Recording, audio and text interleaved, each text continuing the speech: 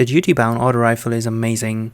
This is your full review and guide, but first, let's roll the intro.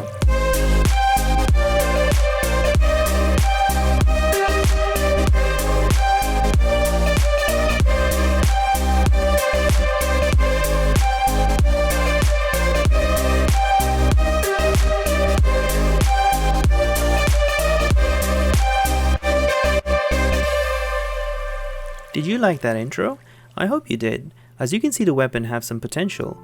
Bungie brought back this weapon with the launch of Witch Queen. You can currently obtain this weapon from this week's Nightfall. In this video, I'll be reviewing the weapon and going through the weapon perks and suggesting a few perks to look out for which will aid you in battle for both PvE and PvP.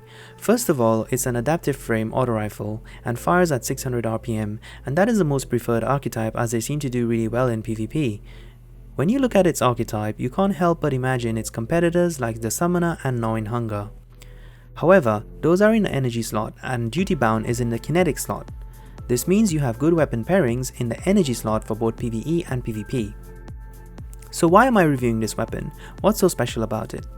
With the launch of Witch Queen, Bungie introduced origin traits, which exist on top of intrinsic traits on most new legendary weapons. These traits are fantastic addition and very much welcome as they are defined by its foundry, and this means all the weapons feel and behave differently. Well done, Bungie. The duty bound origin traits are Stunning Recovery and Vanguard's Vindication. Stunning Recovery is most suited for PvE because stunning a champion partially refills your magazine, triggers health regeneration, and improves recovery for a short duration. Vanguard's Vindication is better for PvP as final blows with this weapon grant a small amount of health. There is no doubt that this weapon is suited more for PvE activities and can also be paired with the new seasonal artifact mod for stunning champions. It can also be used in the Crucible and has a place respectively, so thank you to its attributes. Have a look at the attributes. Yes, I know when compared to Gnawing Hunger and Summoner it does lose a few points on paper, but wait. Hold up a minute. Remember I mentioned that this weapon has origin traits? The Gnawing Hunger doesn't have them, as it's not been reissued in the Witch Queen DLC. Only the Duty Bound and Summoner have origin traits, therefore the advantage is on these two auto rifles, but look closely at the attributes. The Duty Bound has more aim assistance and zoom, which is noticeable in 1v1s and help you win duels. It is worth noting that the origin traits for the Summoner seem to be strongest in PvP activities like Trials, Elimination, and Rumble for example. When you are the last living member on the fire team, you get Alacrity to activate. Now, talking of which, I'm working on a video for the Summoner, so if you wanted to see that, please subscribe to my channel and hit the notification bell. Now don't get me wrong, I'm not saying that Summoner or Gnawing Hunger isn't good, and I'm not discounting them. However, new origin traits and new perks reissued to Duty Bound are worth considering. We normally post our roles in my Discord channel and help the community out, so it might be worth you popping into my Discord server and getting involved with other members. Let's look at the perks of the Duty Bound. I would say that I didn't have the perfect role that I wanted to have for PvP, but I will show you my role. The perk that really made this weapon feel like an SMG was Steady Hand. It made this weapon feel so light, agile, and very snappy, even without Snapshot. I was having so much fun and I love the way Duty Bound sounds. It's very quiet in the Crucible when compared to other auto rifles. To help me along the way, I was using double auto rifle targeting and unflinching mods to complement the build. Now moving on to the suggested PvP and PvE roles to look out for, let's start with PvP.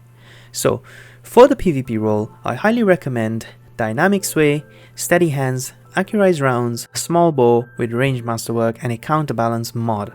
It is worth noting that this weapon has a 60 recoil direction, so be sure to use a Counterbalance mod to give it that perfect vertical recoil. Small Bow also gives you both range and stability boosts, which this weapon lacks. Handling is perfect on this weapon, and with Steady Hand perk, you don't really need any more handling. So try to spec more into range and stability if you can, or you can also go for Hammerforge rifling for the straight up range boost of +9 without any penalties to other stats. Other barrels like Corkscrew, Polygonal rifling are also worth mentioning. I didn't pick up Rampage, Frenzy or other damage boosting perks for PvP as I feel consistency is more important and I strongly believe those damage perks would be more beneficial for PvE. For controller players, you may want to stack more stability, but that is entirely up to you.